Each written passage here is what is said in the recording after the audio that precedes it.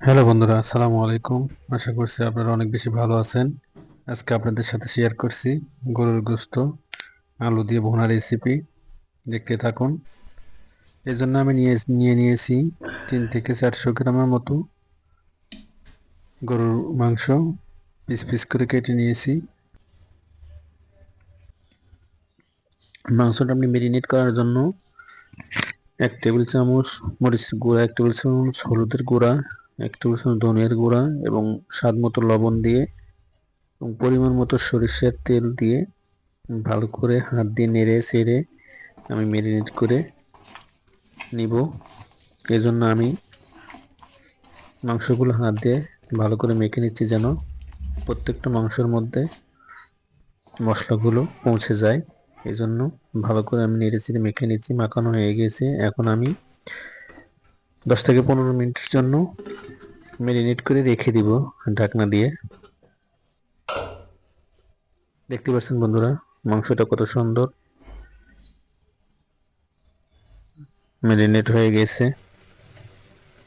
এ পর্যায়ে আমি মাংসগুলো চুলায় তুলে দিয়েছি। এখন দিয়ে দিচ্ছি 2 পিস কালো এলাচ, 3 পিস সাদা এলাচ এবং 2 টুকরো ছোট দারচিনি, আদা রসুন বাটা এবং হাফ কাপের মতো পেঁয়াজ কুচি। এগুলো দিয়ে আমি মাংসটা ভালো করে নেড়ে চেড়ে কষিয়ে নিব যতক্ষণ পর্যন্ত মাংস থেকে তেল এবং পানি না ছেড়ে দিচ্ছে। এতক্ষণ পর্যন্ত আমি আস্তে আস্তে নেড়ে চেড়ে এবং চুলার আঁচটা মিডিয়াম টু লোতে দিয়ে আমি কষিয়ে নিব আস্তে আস্তে।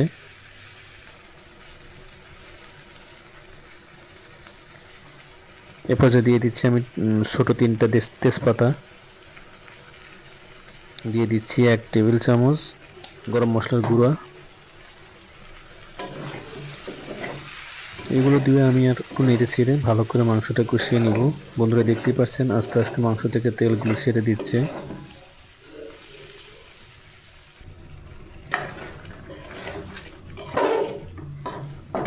মাংস থেকে তেল এবং পানি পুরোটাই ছেড়ে দিয়েছে, দেখতে পাচ্ছেন বন্ধুরা। আমি এখন 2 থেকে 3 মিনিটের জন্য ঢাকা দিয়ে দিব। হ্যালো বন্ধুরা, দেখতে পাচ্ছেন মাংস থেকে ফুললি তেল ছেড়ে দিয়েছে এবং তেলগুলো বেশি উঠছে। এ পর্যায়ে আমি দিয়ে দিচ্ছি 5 থেকে 7 পিস আলু। এগুলো মাংসের সাথে হালকা করে নেড়ে চেড়ে মিশিয়ে দিব, যেন মাংসের মধ্যে মশলাগুলো পৌঁছে যায় এবং আলুর মধ্যেও যেন লবণ ঝাল একটু পারফেক্টলি পৌঁছায়। এজন্য আমি ভালো করে মেখে দিব নেড়ে চেড়ে। বন্ধুরা, আমার রান্নাটা যদি ভালো লাগে থাকে অবশ্যই লাইক, কমেন্ট এবং শেয়ার করে পাশে থাকবেন এবং লাইক করতে ভুলবেন না। এ পর্যায়ে সিদ্ধ করার জন্য আমি দিয়ে দিচ্ছি গরম পানি। অবশ্যই আপনারা রান্নাতে গরম পানি ব্যবহার করবেন, না হতে মাংসগুলো সিদ্ধ হতে প্রবলেম হবে, পারফেক্টলি সিদ্ধ হবে না। সিদ্ধ হওয়ার জন্য আমি পরিমাণ মতো গরম পানি অ্যাড করে নিয়েছি বন্ধুরা। পানিগুলো ফুটে উঠছে, দেখতে পাচ্ছেন।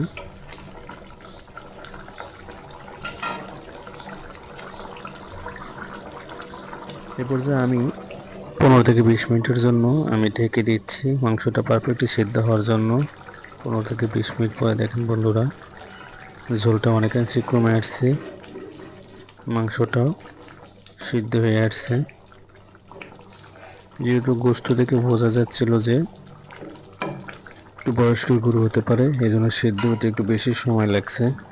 এ পর্যায়ে দিয়ে দিচ্ছি আমি সুন্দরটা ফ্লেভারের জন্য 4 থেকে 5 পিস কাঁচামরিচ এবং 1 টেবিল চামচ ঘি, যা রান্নার স্বাদটা আরও দ্বিগুণ বাড়িয়ে দিবে। দেখতে পাচ্ছেন বন্ধুরা, কালারটা কত সুন্দর এবং লোভনীয় হয়েছে, খেতে অত্যন্ত সুস্বাদু এবং মজাদার ছিল। এটা ছিল আমার রান্নার ফাইনাল লুক। আজকে এই পর্যন্ত, দেখা হবে অন্য কোনো রেসিপি নিয়ে। আসসালামু আলাইকুম।